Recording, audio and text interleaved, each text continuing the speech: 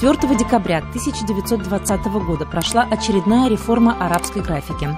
Из татарского алфавита были убраны ряд согласных букв и добавлены 6 гласных и 1 знак, указывающий на мягкость или твердость звука.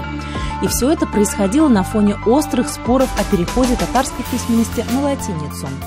Впервые в 1911-12 годах об этом в своих статьях заговорил известный поэт Сагит Рамеев.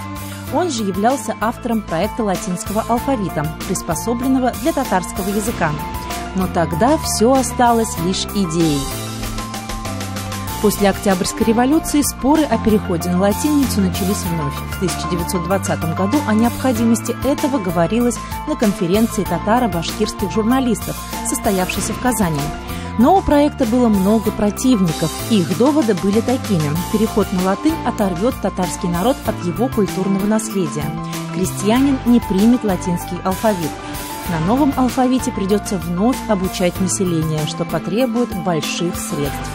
Но так или иначе латинизированный алфавит был официально введен в 1928 году в тюркоязычных республиках и автономных республиках СССР взамен алфавитов на основе арабского языка. В 1929 году свет увидел первый номер газеты «Кызыл Татарстан» «Красный Татарстан», полностью на янолифе.